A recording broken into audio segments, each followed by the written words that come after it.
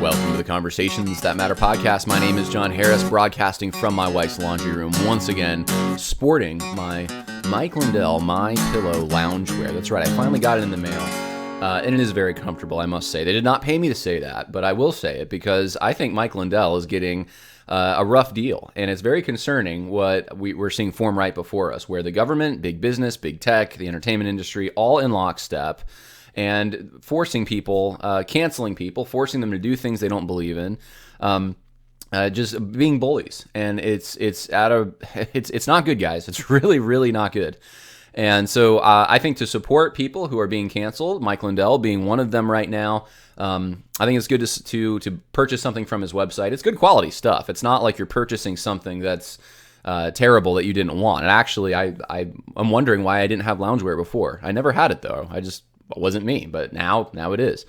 So go to mypillow.com if you need pillows or any of the other accessories he has. I think he's got all sorts of things, towels and sleepwear and comforters and bathrobes and all kinds of things. So you can go check that out. Help support someone who is getting canceled for doing the right thing, in my opinion. He's trying to shine a light on something that happened that, frankly, should shock everyone more than this supposed Capitol riots, whatever that means. We're going to talk about that in a minute a little bit more. But it should shock everyone, and he's being canceled for even talking about it. So go there, help him out if you can. I'd encourage it. And we're going to talk a little more in the program later on about cancel culture, because we have some, let's just say some people's sense of proportion is a little off. We have some examples of people getting canceled, and then some other people on the left saying things more extreme, but their careers are blossoming. And we're going to shine a little bit of a spotlight on that. But here are the two other things that we're going to talk about today, if I can bring them up here. We are going to talk about the impeachment trial, what the purpose is, and then we're going to talk about the social justice movement and how it's not really a fad. And I'll show you examples of people, at least one person saying it is. I may mention a few others. People that I love, by the way, and have no bone to pick with at all on a personal level, in the least. But I want to share with you why I think it's important for me to talk about this, even briefly, and then we'll get to the cancel culture stuff. So let's start with the impeachment stuff. Now I'm sure you've heard from Republicans. Ted Cruz, I just heard say this morning, that this is just motivated by hatred for Donald Trump. That's all this is. So it's just motivated by hatred for Donald Trump. Trump derangement syndrome is causing this because everyone knows they can't get the votes. It's meaningless, is what a lot of other people are saying. They're saying it's meaningless. It's a sham. It's political theater. I say no. I say that's yes, but there's more to it. There's a bigger thing going on here. I think Hillary Clinton actually, and I should have probably brought this screenshot up. She said it. I'll see if I can pull it up earlier today. Let's see if I can find the quote. She said, and I quote from Hillary Clinton, "If Senate Republicans fail to convict Donald Trump, it won't be because the facts were with him or his lawyers mounted a competent defense. It will be because the jury includes his co-conspirators." In other words, she's saying that the Republicans in the Senate would be co-conspirators with Donald Trump to foment what they're calling the Capitol insurrection, which we're going to talk about why that's probably not an appropriate term to use. But I think that's getting at where the goal of this is. It's not just hatred for Donald Trump. It's hatred for anyone who was there, who would support the idea that there was election fraud, anyone who is a seated Republican, who represents probably many of you who are listening. This is an attack on all of you. This is what you need to realize. This isn't just about Trump. There was a meme that went around for a while. Maybe some of you saw it, of Trump. He's kind of like in black and white looking at the camera. And the meme said something like, they're only going after me because they can't get, they have to come through me to get to you. Something like that. So the hatred is really directed at us, but meaning middle Americans, conservative Americans, people that don't go along with the Great Reset agenda, that kind of thing. Hatred is directed at them, but they can't do much because Trump's in the way. I think there's some truth to that. I don't think all the hatred for Trump was they just really legitimately didn't like Trump. Some people didn't. But you have to somehow balance that with the fact that Trump was in the entertainment industry and business world before ever running for president, and he was quite popular. People liked him. He hosted Saturday Night Live. He was in movies, They didn't have a problem with him back then. Now, I realize not all of his views were shaped by then, and they weren't known, and he wasn't governing. I get all that. But it was like a switch flipped when he decided to run for president and people started taking him seriously. That's when the switch flipped. It was when people started taking him seriously and they would actually vote for him. Then all of a sudden he was a danger. It's because of the support he had by regular, decent, common, working class, mostly Americans. That's really what it comes down to. And by the way, mostly Americans that are influenced by, even if they're not Christians themselves, some kind of a vestige of a Christian understanding of right and wrong in some way. That's my thinking on this. I don't think that this impeachment trial is about Trump as much as it is about the people that took hope in Trump, supported Trump. It is to condemn anyone, to suppress anyone who would say that there was election fraud. That's what they're going after. And I think I'm going to show you some things. I think this kind of it's just interesting. It plays into this whole idea that this is beyond just Donald Trump. And Karen Swallow Pryor, she's a professor at Southeastern Baptist Theological Seminary, used to be at Liberty University. And she's very popular. She's one of the most popular, I'd say, other than probably Beth Moore. I think I'm comfortable saying that. Other than Beth Moore, she's probably one of the most popular social media users in the evangelical world, if you want to call it evangelical. I don't even know what to call it anymore, but formerly evangelical world. Here's what she said. Watching the new footage from the Capitol insurrection, my heart is sick. So this is, okay, they're not going to be able to convict Trump. No. But what effect is this having on some people? This is the effect it's having. They're getting to show all these images that they want to use to vilify the people who supported who? The GOP. Here's your next sentence. I'm incapable of understanding how any member of the GOP can place party above democracy, order, and human life. Having voted Republican most of my life, I'm also incapable of imagining ever doing so again. And then she tags Ben Klein and Bob Good, who are both Virginia members of the Senate. I don't understand. I thought she lived in North Carolina, so I don't understand why she's tagging them. But, she wants them to know this is how she feels about this. Now, this is dripping with irony and hypocrisy. It's almost every other word has like a problem with it, in my opinion. But the big picture, I think, Gordon Sanchez captured. I want to, you can go to @GordyForJustice to follow him on Twitter. Here's the thread he'd made. Okay, I got to go out of character. If you watch the Democrats' Capitol video and are shocked, appalled, and weepy without being that way all summer, there are many adjectives that describe you, but the one that comes to mind the most is nationalist. Think about it. A violent movement, Black Lives Matter, Antifa, founded on lies, took to the streets and killed, maimed, burned, looted, declared de facto war on local private citizens. Violence was random and didn't seem to ever line up at all with the ideological vision of the movement. Fed up Americans that felt like they had no recourse went to the number one place it makes sense to go to declare their grievances, violent and nonviolent alike, to the U.S. Capitol, the center of power, decision-making, etc., the sensible place to go. So if number one was merely an expression of justice, but number two was an unhinged, evil, dangerous assault on democracy, you are by definition a nationalist. Why? Because you only care about a hubbub when it's at the seat of democracy. You're obsessed with the nation, not its people. Let me read that to you again. You're obsessed with the nation, not its people. He's absolutely right.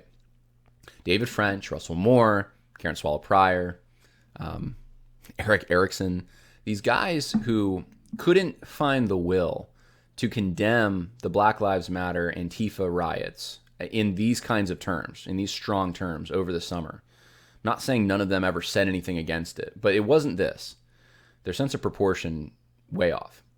They couldn't find the will to do that, but they have suddenly the fighting ability to go after all these evil Trump supporters and the lie that they spread in their minds about rigging the election, etc. That makes them nationalists. That means they don't care about the little guy as much, The little guy who's what, over $1 billion of property destruction, over 1,000 police injured, murders. They don't care about that stuff as much as they do the temporary storming of the Capitol. And I use that word for a reason. I don't even know if that's the right word, but I use it because it wasn't an insurrection. The coup, the insurrection, the revolution, that happened on the 7th in the early morning hours. It wasn't on the 6th. It was on the 7th when there was a vote taken to certify a fraudulent election. That's the understanding many of these people are coming with. Now, Karen Swallow Prior is mimicking the same thing that elites in the media and Hollywood and pretty much every other field you can think of are also saying. They're signaling how emotionally disturbed they are about these images of people inside the Capitol, some broken mirror, broken glass here. Let me put this in perspective for you once again. I put out a number of things about this because I was outside the Capitol.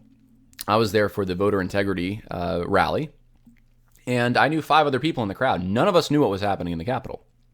There's about 1 million people there. And the people in the Capitol were at best a few hundred.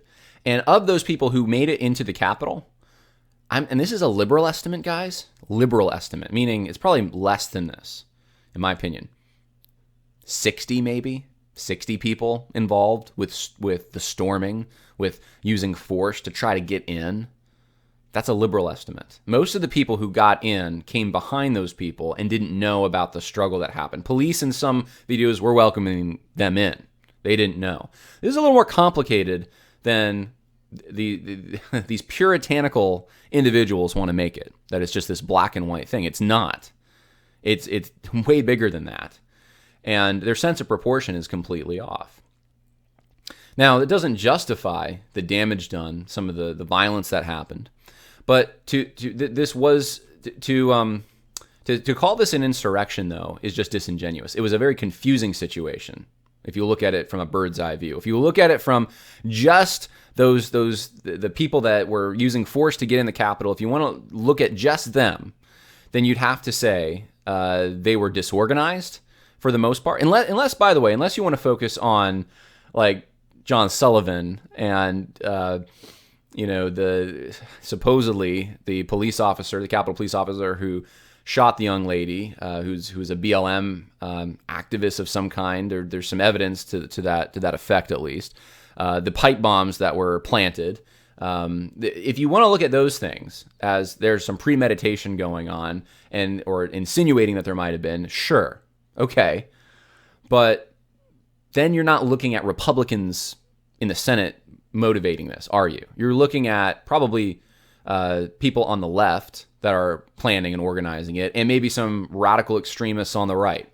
I don't really know. There's a lot of smoke right now in the fog of war, and we may never know some of this stuff. To what extent was there planning beforehand, etc.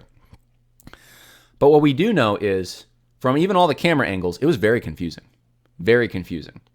And the goal seemed to be just to get in there to somehow, in some naive fashion, those who had the best construction on this, who really thought that they were doing something good in an ignorant way, they were going in to try to stop a revolution from taking place.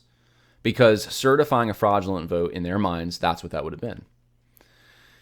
I don't see how do you say that's an insurrection? Storming of the Bastille, you could say that's an insurrection.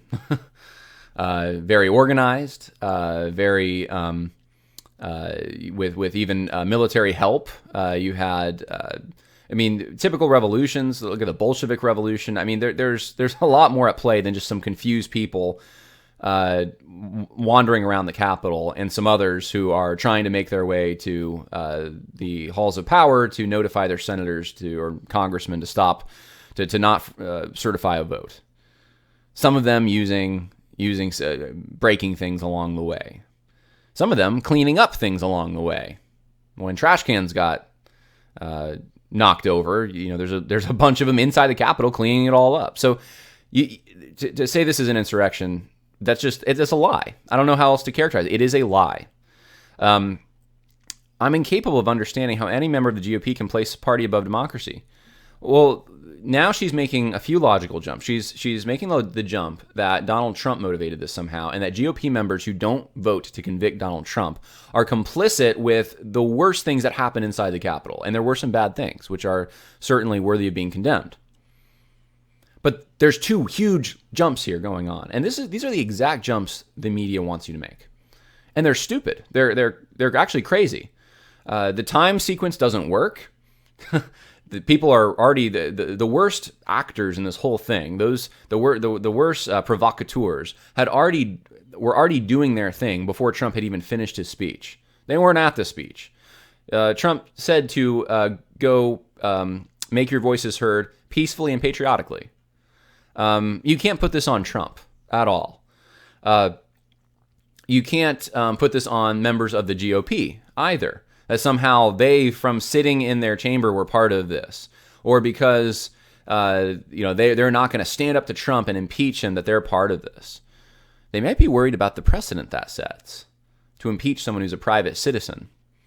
This hasn't happened before. So this is bigger than Donald Trump. This is about pushing a narrative, and Karen Swallow-Prior is carrying water for that narrative, like you wouldn't believe. And the concern for what happened on the 7th. Not there. The concern for what happened all summer? Not there. Hasn't been there. Not like this. One of the things, and I keep pointing this out, one of the things Jesus went after the Pharisees for was their sense of proportion. They're trying to strain those gnats while swallowing camels. That's exactly what she's doing. That's exactly what you're seeing from the evangelical left. There is no standard no objective standard that doesn't change. The standard changes a whole lot depending on who it is. And that's not justice. That's not justice. If justice is applying a standard faithfully, no matter who is the one that's being the provocateur or doing something wrong, it's the action that they're engaged in that makes it wrong, not who they are.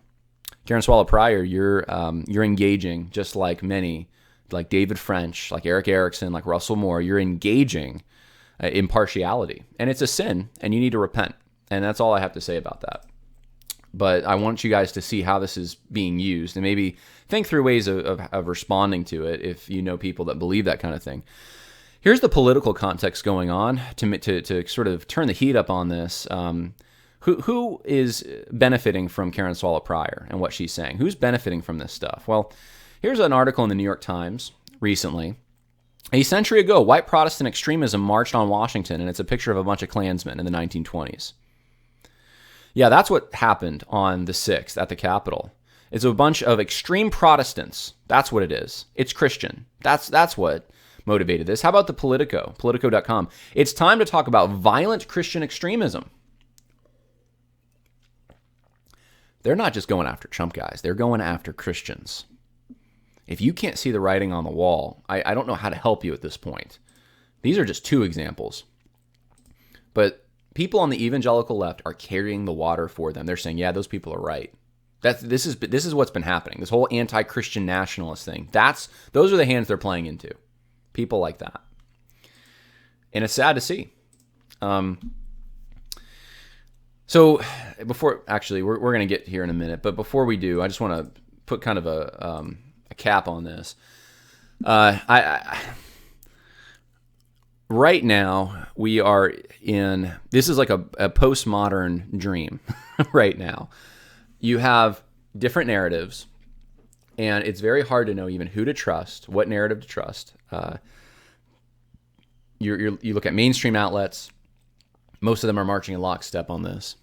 You look at alternative news sites. Sometimes they get it right. Sometimes they're spouting things that sound kind of fringe and you're not sure.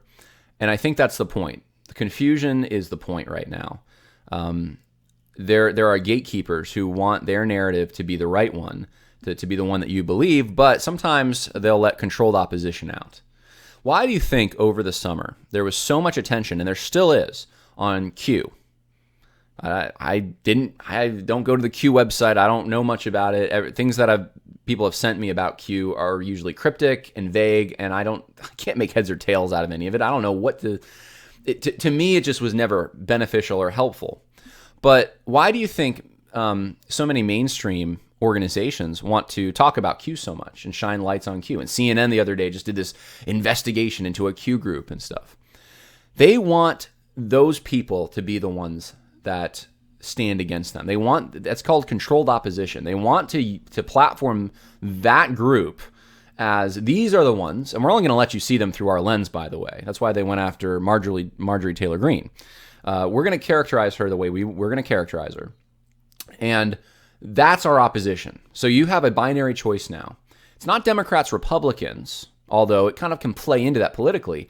It's bigger than that. It's a culturally bigger thing. It's either with the people who are friends of democracy and civility, and they don't believe in what happened on the 6th. They want to condemn that, or you're with these nutcases who believe in Q. That's the dichotomy they want to sell to us. And of course, within that whole conspiracy theory world is Christian nationalists, and I mean the list just goes on of all the villains that they want to put in this category. But they want to make them into cartoon characters. That's why Phil Vischer's being so I think successful in that group right now, because he was someone who did cartoons, and so he can do the stereotypes and stuff, and that's what it's become. It's cartoon politics at this point, and it's within the postmodern kind of framework. Objective truth does not matter. What actually happened on the 6th, you don't have investigative journalists going after it. What actually took place, who planned it, what groups. You don't have any investigative journalists from the mainstream media even caring about those kinds of questions. It's all about painting a narrative and vilifying a certain class of individuals. And Karen Swallow Prior and people like her are carrying the water for them. They're believing the nonsense. And as a literature person, you'd think she'd know about narrative. It's sad. Now here's a question that it's come up a few times, and I've thought, I'm not going to go talk about this because it's inconsequential. But you know what? I've thought, no, it's not. It actually is consequential. So let's talk about it. This is something Daryl Harrison, which, by the way, I love. You should subscribe if you haven't. If you like podcasts, and he hasn't paid me, no one's paid me to say this, but the Just Thinking podcast, I think Daryl Harrison and Virgil Walker do a great job, by the way. So these are friends. These are not, I'm not going after them in a vicious way or even going after them. I have maybe a respectful disagreement, and maybe now I don't even have that. I don't know. I think I appreciate just about everything I've heard from Daryl Harrison. So I need to say that up front. Here's what he tweeted, though, and he's not the only one that feels this way. He said, Christian entities like Logos, Lifeway, and others need to realize that the woke bandwagon they're climbing onto is merely a fad, a trend that eventually will fade away, just like all the predecessor fads and trends before this, because it doesn't change people's hearts. Now, I think there's a point there. I think he's making actually a very good point that a false gospel is not going to change people's hearts in the same way the true gospel is going to change people's hearts, not in a redemptive way, right? At least. But does it warp people's hearts? Yes, it does. I mean, so technically it kind of does change people's hearts. It's just not the Holy Spirit doing it, right? So like, pick the example we just had, Karen Swallow Prior, and the road she's going. She'll never vote for a Republican again. Her social media presence, in my opinion, is probably increasing. She's very popular, as are a number of others in that same movement. And I don't see this going away, guys. And the reason I bring this up isn't because of Daryl Harrison. It's just that was where it caught my eye this last week, this same narrative. I know people like Todd Friel have said this. I think Phil Johnson has said this, who, by the way, love them both. Probably listened to more Todd Friel than maybe 10 years ago or so than almost anyone else. Phil Johnson, love him to death. I really do. So these, again, please don't.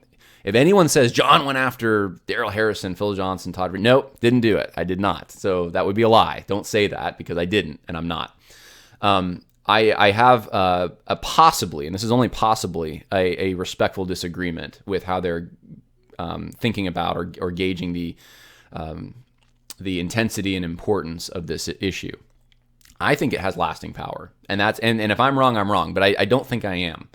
I think that the social justice movement it's been compared to the emergent church. Like, it's just like the emergent church, a blip on the radar. No, the social justice movement is different than the emergent church in these ways. It's politically motivated and funded. It's a political religion. And all the power of big business and Hollywood and education and government are all behind it. You can't get away from it. The emergent church never had that. So that's another thing. There's a parallel secular religion, secular Marxist-inspired, postmodernist-inspired religion that is already formed and forming in front of us, and the social justice evangelicals are just parroting what they're seeing in that world. That's what it is. But it is a religion. This is different than the seeker-sensitive, we're just going to have motorcycles in our church and do cool music. That wasn't motivated by a secular religion. This is. This has staying power. It has lasting power. It's well-funded by government entities even. The stakes are very high. These decisions that are happening on all these business and governmental levels are affecting people for years to come. This is more akin to what we saw in Nazi Germany during the German Christian movement, when there was a movement of Christians who wanted to ingratiate themselves to the state and the Nazi narrative. And so they reconfigured their Christianity into the shape of Hitler's agenda. They used it to reinforce whatever Hitler's agenda was and cut out or de-emphasized all the areas that would have contradicted what Hitler believed. So that's what we see going on right now. That's what you see in the social justice movement in evangelicalism. And we see this playing out because they are incapable of fighting for, Christian gender beliefs, all the things going on in sports right now. They're not outraged about that. They're not outraged about what Biden's doing in promoting abortion, getting rid of policies that Trump administration had put in place to limit abortion.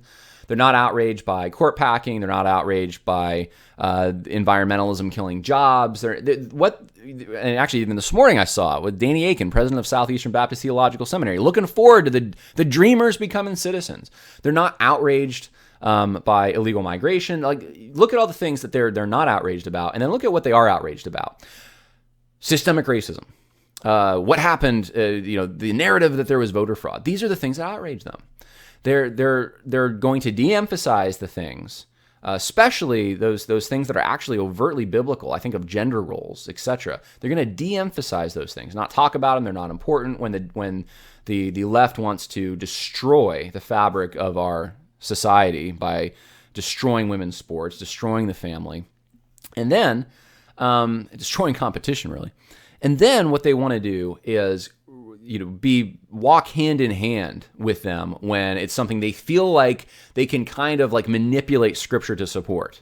So Scripture talks about justice, therefore systemic racism. We're going to buy into that whole narrative and say it's wrong and Scripture's against it, and we'll walk with you on that.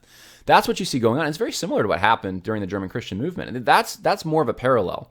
It's not the emergent church, it's the German Christian movement, if you're looking for a parallel.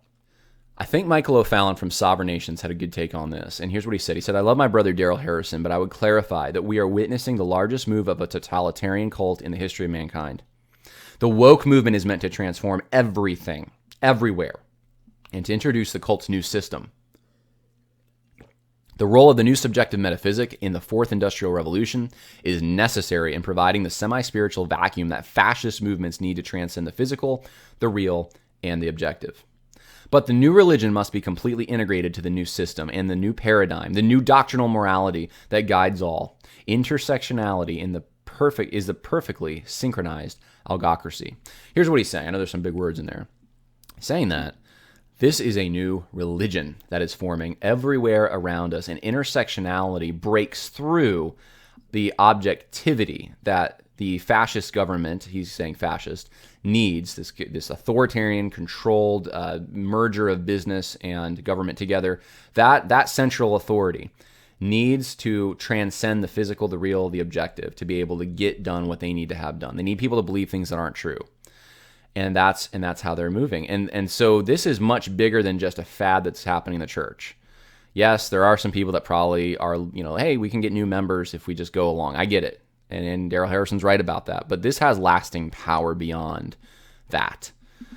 And I think the reason this actually is important is because it will affect the way that we approach it. If it's just a fad, and I see this playing out, guys.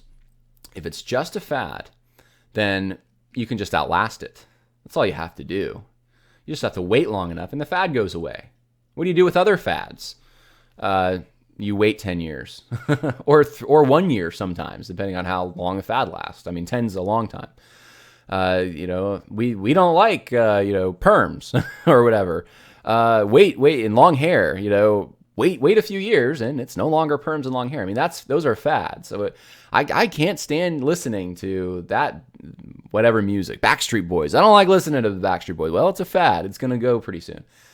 This isn't like that, guys. It's not. People were saying this, because I remember people were saying this years ago, like 2018, MLK 50. It's just a fad.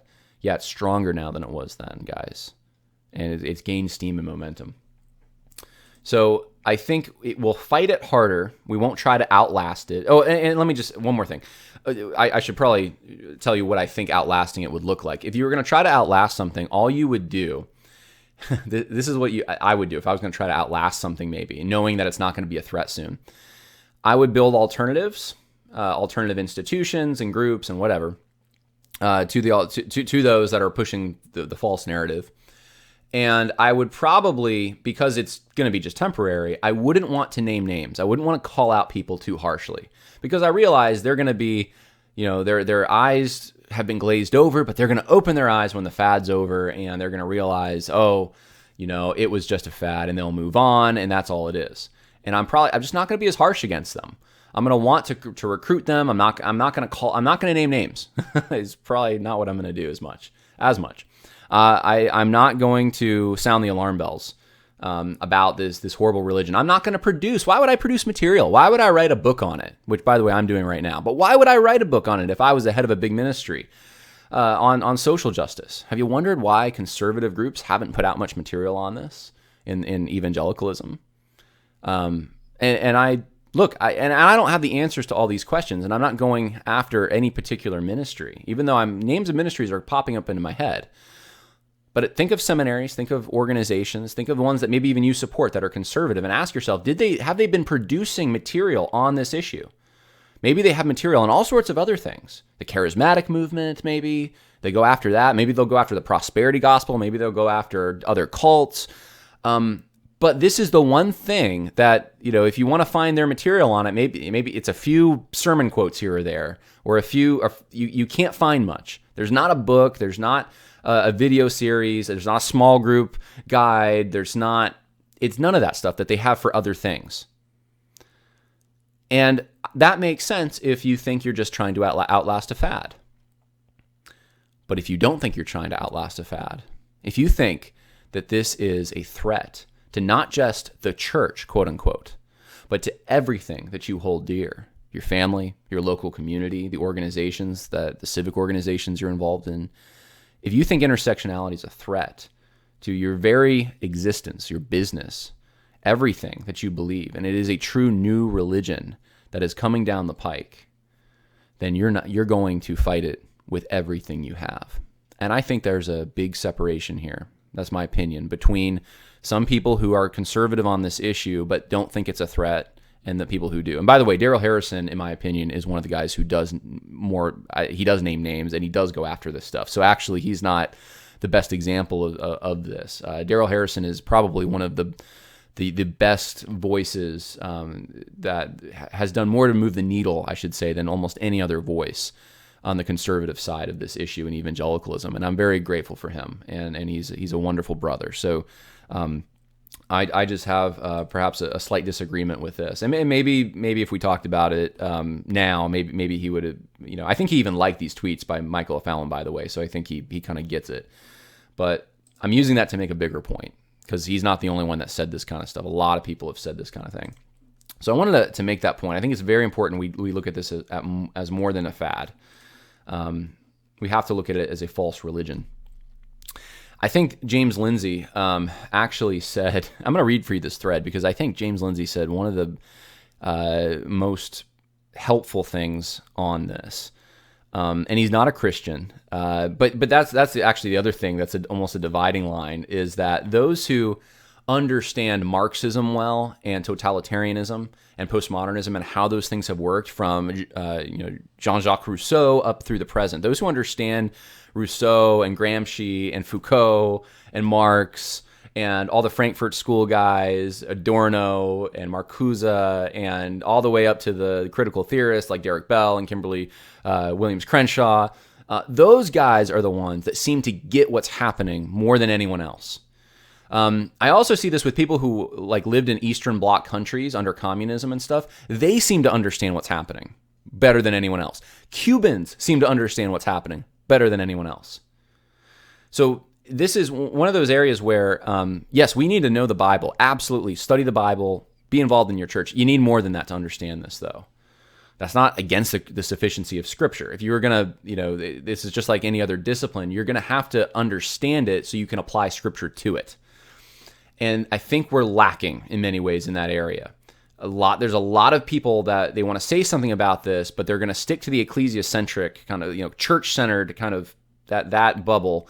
And only as it affects the ecclesiastical structure in the church will they, say anything. And they don't understand what they're actually dealing with. That I've seen this tendency. And so I think because James Lindsay, though he is not a Christian, understands totalitarianism so well, he's read all the primary sources and so forth. He has an insight into what's actually happening. And maybe what a good way to react would be. Now, I think as a Christian, we can bring biblical principles into this. Maybe I will. But let me just read for you what he says here. He says, people keep asking me how we win this. We don't win. LOL. We throw sand in the gears and wait for the thing to grind itself into its own destruction. Hope we don't lose everything in the process and start rebuilding after the catastrophe ends. Winning has left the building.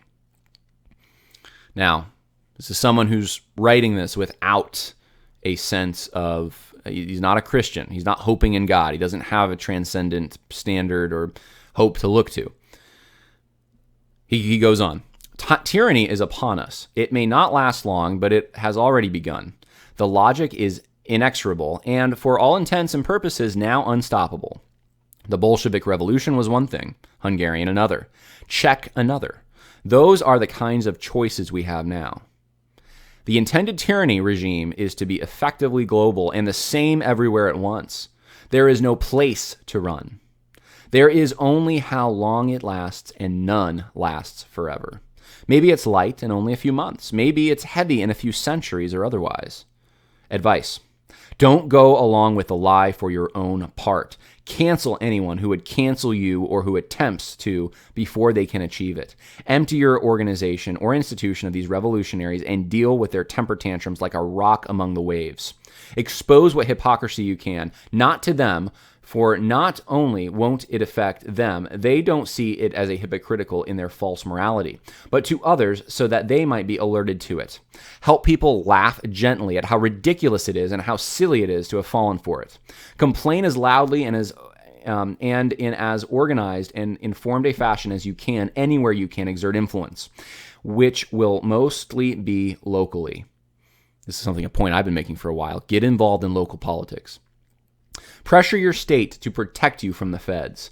Pressure your representatives to keep the country free. Probably leave Canada.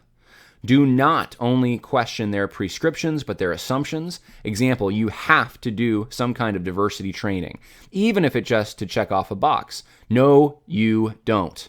That's a lie. Don't go along with lies. Cultivate a good company, institutional culture instead.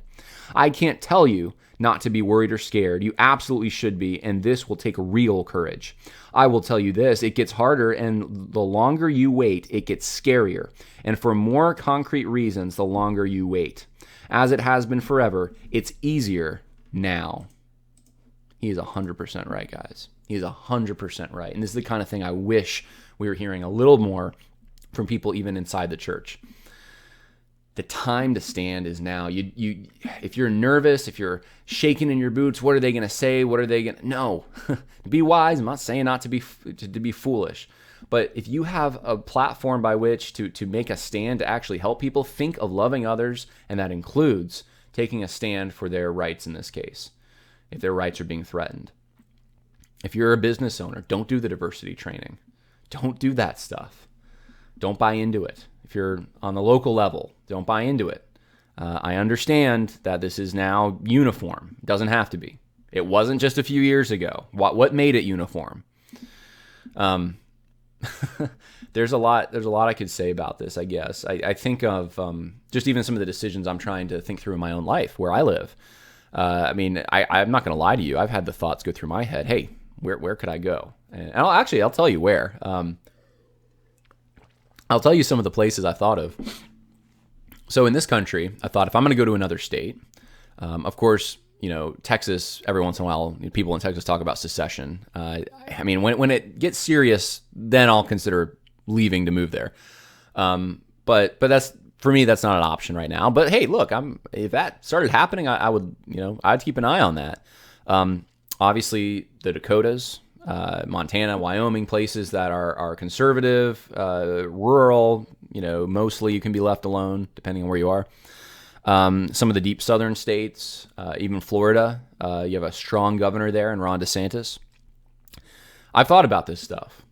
Alaska, might be a place. There are places out there states where there is a little more freedom and the incursions might not be quite as bad. But at best, you're just buying time.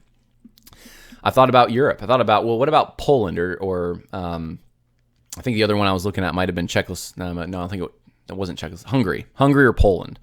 What about those places? I think Poland just banned abortion, if I'm not mistaken. They seem more conservative. And the truth is, though, James Lindsay is right. There's no place to get away from all this stuff. There's no bubble you can go, and we're not called to do that as Christians. And here's where I'm gonna give you more of a Christian perspective on this.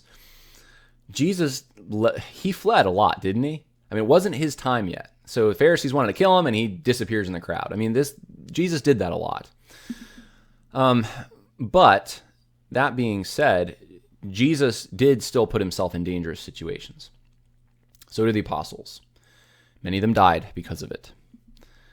And we are not guaranteed a safe life in this world. That shouldn't be our main pursuit, safety. Yes, we want to try to protect those we love, but it's not an end in and of itself. That's part of our calling, is to protect our families. I understand that. But we have to be in a place where at best we can still fulfill the Great Commission. There's got to be people. You can't just be in the middle of the woods. There's got to be people, or at least if you're in the middle of the woods, you got to be able to travel somewhere on a regular basis to be with people so that you can fulfill the Great Commission. You can be involved in some kind of a church structure of some kind. Those things are necessary. Those things are not negotiable. And you're going to have to also take a vocal stand. And it's coming to the point now where just basic Christian truths are offensive. And you can try all day to avoid the issues. You won't be able to avoid them anymore. You will be targeted because you will have to speak up. Even just going out and evangelizing, I'm guarantee you the issue of sexuality is going to come up. You're going to have to talk about it somehow. And if you do, and you stay true to what the Bible says, it'll cost you. And you need to be strong enough in that day. And the hope comes from the fact that God sees what's happening and he will bless you in that. And that doesn't mean necessarily you'll even keep your life, depending on the situation. But he will protect you within his will. Insofar as he wants to protect you, he will. And he will use you. And he knows your family. And so I think, 1 second after death, whenever it comes, because it comes to all of us, you'll be in his presence. And who do you want to fear more? Whose audience do you want to play to more? The King of the universe, who has all the treasures waiting for those who love and follow him, his children, or do you want to play toward the fear of the world and constantly be living not as a man, but as half a man, a pathetic, weak man or woman who could have taken a stand, could have done something, but didn't because they waited too long, and now it's too late. And now they have shrunken souls, compromised souls. Listen, guys, it's not ever really too late. It may feel that way, but you can take a stand. And so I'm encouraging you to do it. If you're a pastor, talk about this stuff in your church. Take no prisoners when you do it. All right, that's my little pep talk, but I think James Lindsay's got the right understanding. He sees the problem here. I want to talk about cancel culture. We're going to, I think, wrap things up with this just because of time constraints. So some hypocrisy here I wanted to point out. Gina Carano was an actress who played on a show called The Mandalorian, and she was fired for this post. She says, Jews were beaten in the streets not by Nazi soldiers, but by their neighbors, even by children. Because history is edited, most people today don't realize that to get to the point where Nazi soldiers could easily round up thousands of Jews, the government first made their own neighbors hate them simply for being Jews. How is that any different from hating someone for their political views? So this is the post, and here's the statement from Disney. Gina Carano is not currently employed by Lucasfilm, and there are no plans for her to be in the future. Nevertheless, her social media posts denigrating people based on their cultural and religious identities are abhorrent and unacceptable. She's fired. Now, I want to show you, this is Pedro Pascal, and this is what he put in 2018. He posted this: Germany, 1944, some kids behind a barbed wire in a concentration camp, and then America, 2018, kids in cages. And this is supposed to basically draw a parallel that Germany in 1944 is the same as America in 2018. In Trump's America, we're reliving, Nazism. In my opinion, that's much worse, what he's trying to promote there. The comparison he's making, it's because it's not a fair comparison if you know anything about what was happening at the border and why kids had to be separated. In fact, I think that photo is even a fake, to be honest with you. I don't even think that was if I'm not mistaken, I think that might have been staged. But the fact remains that there were kids put in holding facilities where they were given food and they were given toys and all these kinds of things, because many people coming across the border were bringing in kids that weren't theirs, and they had to somehow adjudicate this. And nothing like Germany 1944. All Gina Carano is saying is that she wasn't even making the comparison that Democrats are Nazis or anything. All she's saying is that the government made people hate their own neighbors, and isn't that happening today? And basically, canceling her proved her point.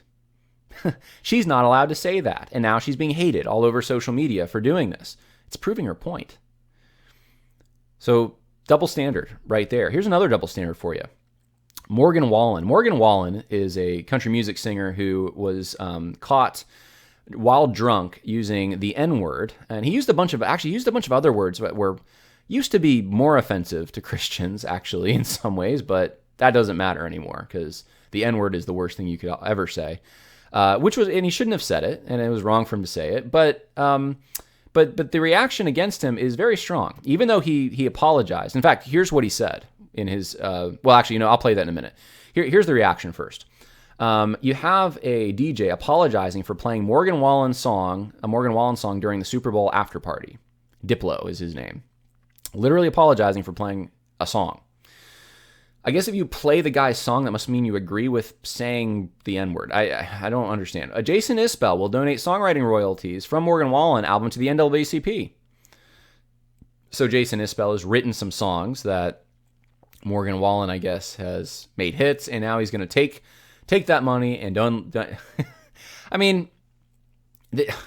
This is so far removed. What, the songs are now tainted somehow? The songs that he sang are tainted because he said the N-word. They're bad now, and the royalties that were given to the songwriter, who's not Morgan Wallen, are now somehow that's evil money. I mean, talk about what did Jesus say about something being unclean, about cleanliness and uncleanliness, right? That something is unclean when it comes from the inside, when it comes from your heart. That's where all the evil comes from. It's not in washing dishes. And oh no, it's unclean. This is religious, guys. It's unclean because we're 3 steps in. Morgan Wallen said this. Morgan Wallen sang a song. This guy wrote the song. This guy profited from the song. That money is now unclean money. I mean, look at this from a religious sense. This is religious. Radio cancels Morgan Wallen. Radio stations now, we're not going to play his songs. Singer Morgan Wallen suspended from his label. He can't record albums anymore. Now, pretty harsh stuff. And he did apologize profusely. Here's what he said, though. And one thing I've learned already is I'm specifically sorry for is that it matters. My words matter. A word can truly hurt a person, and at my core, that's not what I'm okay with. This week I heard firsthand some personal stories from Black people that honestly shook me. And I know what I'm going through this week doesn't even compare to some of the trials I heard about from them. I came away from those discussions with a deep appreciation for them and a clearer understanding of the weight of my words. I wish the circumstances were different for me to learn these things, but I'm also glad it started the process for me to do so. I've got many more things to learn, but I already know that I don't want to add to any division. This week was a big lesson that sometimes we can do just that without even knowing it. Our actions matter, our words matter, and I just want to encourage anyone watching to please learn from my mistake. Now, that's interesting, in my opinion, that he's going through a re-education camp. This is like a struggle session. You're watching a struggle session, if you're familiar with the Maoist Communist Party and what they did. He is basically taking all responsibility for it and putting himself in still, even though he's having all these things happen to him, he's still the oppressor. He's still, because you know what? The people, these minorities are just so much more oppressed than me.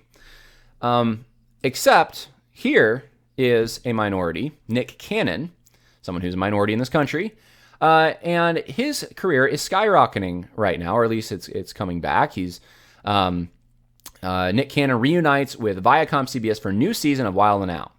Well, let me tell you what Nick Cannon said last year. The people that don't have melanin are, and I'm going to say this carefully, they're a little less.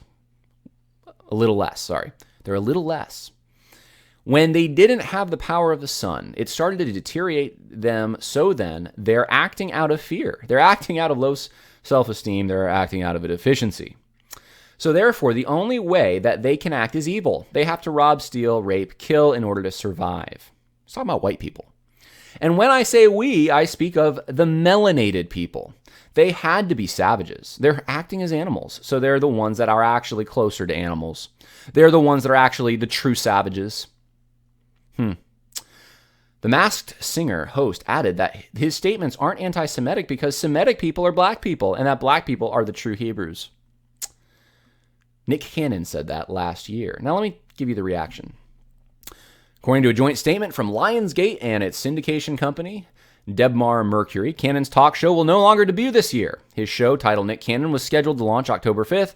After conversations with Nick, we do believe that his public comments don't reflect his true feelings and his apology is heartfelt and sincere. Except he didn't apologize. Anyway, the statement continued, we want to continue the healing process as he meets with leaders of the Jewish community, engages in the dialogue with our distribution partners to hear their views. The statement indicates that the companies are looking to air Cannon's show by fall 2021. So a temporary suspension is all he got. Because, well, he didn't really mean it. That's what they're saying. And notice, it was, the white people in general, it doesn't matter. It's just, well, Jewish people were included in that, so he's got to go apologize to the Jewish community. Are you seeing the group that has maybe the least amount of pull socially here? The statements I just read you against all melanin deficient people would not just be Jewish people, but that's those are the people that they're concerned with offending. I continue.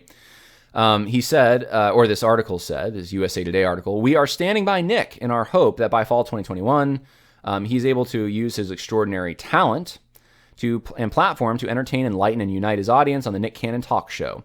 The statement continued, Lionsgate and Debmar Mercury condemn anti-Semitism, racism, hate speech. It runs counter to everything we stand for.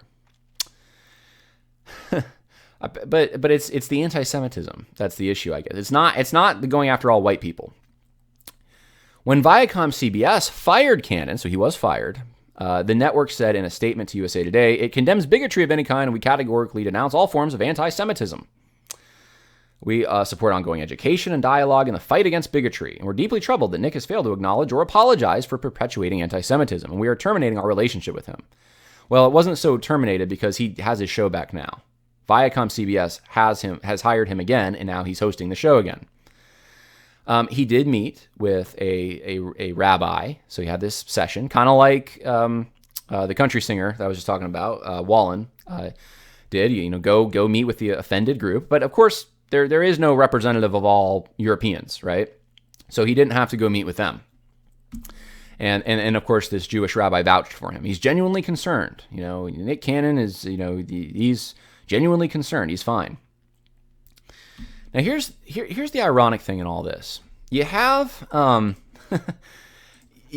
this singer, Wallen, who is treated. I mean, he is treated so much worse than Nick Cannon, even though what he did was not meant to be recorded.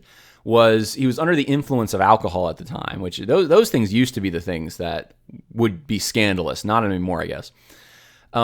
Nick Cannon does this on a talk show for everyone to hear. Like it's more premeditated what Nick Cannon did.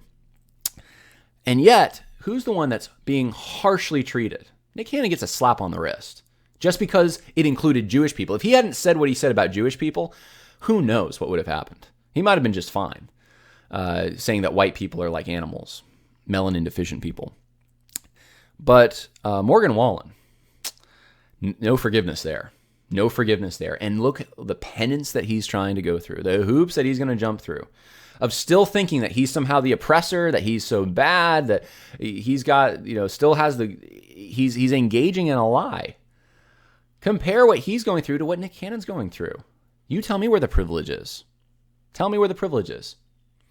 Because it's certainly not with Morgan Wallen. And again, I'm not defending what Morgan Wallen said. I'm not even like a Morgan Wallen fan or anything like that. But I'm pointing out the hypocrisy here. I'm pointing out the world that we're entering, and we got to stand up to it. If you're in a record label, if you work for a record label and you have the opportunity, you need to stand up to this stuff. This cannot go on like this. There's no forgiveness for certain things, and they're very arbitrary. And here's something that's interesting, and this is what makes me think that working class people in general aren't buying it. Morgan Wallen's recording contract has been suspended, right? But his popularity is skyrocketing. And USA Today asks, how did we get here? Yeah, the elites are always shocked by what the commoners do. The commoners aren't buying this. And it's one of the things I've tried to reinforce is that common people right now, they're not going along with this stuff. They still see it as ridiculous. But the elites in just about every institution are lining up to say the same narrative. If you come out against this stuff, you're not alone, guys. Now, even if you were alone, you should still come out against this kind of hypocrisy. But you're not. There's a lot of people who agree with you. And I think the buying of his albums it's a statement that people don't buy it. They don't want this guy canceled when he's apologized for this. And there's people like Nick Cannon running around not apologizing for saying things that are more premeditated and far worse. And I think people are seeing this. I think a lot of people are seeing this. So I just wanted to point that out. Here's what God's word says. You shall do no wrong in judgment, in measurement of weight or volume. You shall have accurate balances, accurate weights, an accurate ephah, and an accurate hin. I am the Lord your God who brought you out of the land of Egypt. Leviticus 19:35-36. Deuteronomy 1:17, you are not to show partiality in judgment. You shall hear the small and the great alike. You are not to be afraid of any person, for the judgment is God's. Hear that, guys? Don't be afraid. The case that is too difficult for you, you shall bring to me, and I will hear it. Proverbs 20:23, differing weights are an abomination to the Lord, and a false scale is not good. I'm not sure what translation I got that one from. That doesn't sound like the NASB I usually quote from. James 2:9. But if you show partiality, you are committing sin and are convicted by the laws as violators. And if there's one thing to tie all of this together, guys, it's that the sin of partiality is rampant right now. Karen Swallow Pryor is guilty of it. The sense of proportion she has. Those that are canceling Morgan Wallen right now, who are acting like this is the worst thing in the world, they're guilty of it. The entertainment industry is guilty of it. And And the whole thing with the actors in Star Wars and canceling one while keeping another when they did things that were kind of equivalent. Lucasfilms, Disney, they're hypocrites. We're seeing mass hypocrisy on a scale that I've just never seen before in my life, and the Lord hates it. And you need to know that. The Lord hates this. He detests this. And there's many other verses that we could have put in here, but it is a sin of partiality. Having one standard for one group and another standard for another group based on nothing more than an arbitrary favoring of them because of a political narrative. That's not even true. We have to stand against it. The time is now, guys. The time is now. Don't put it off to tomorrow. Take your stand now, wherever you are. And I know some of you feel very compromised in the positions you're in. You want to get out. Take a stand. If they cancel you and trust God. And I know that's a hard thing. It's so hard. I understand. Sometimes it is so hard. You think you're in a position of whether you or not you can feed your family or whether you can take a stand. And I'd encourage you to pray and to trust God and to have some backbone. And the unfortunate thing is there's a lot of people in positions where they would be able to still feed their family, and they're still not taking a stand because it might hurt their book sales or something like that. I'm not sure. Forget about the vainglory, guys. Forget about it. It doesn't matter in the eternal scheme. Take a stand for what's right here and now. And that's all I have for you today. There's some of you have sent me things on NAM. Next time we'll be talking about that, I think, or at least in one of the future shows. North American Mission Board. Some interesting developments there. So we'll talk about that, and there's a few other updates too. But these are the main things I wanted to get to you today before you start the weekend. So hey, God bless, and until next time, I hope you have a great weekend.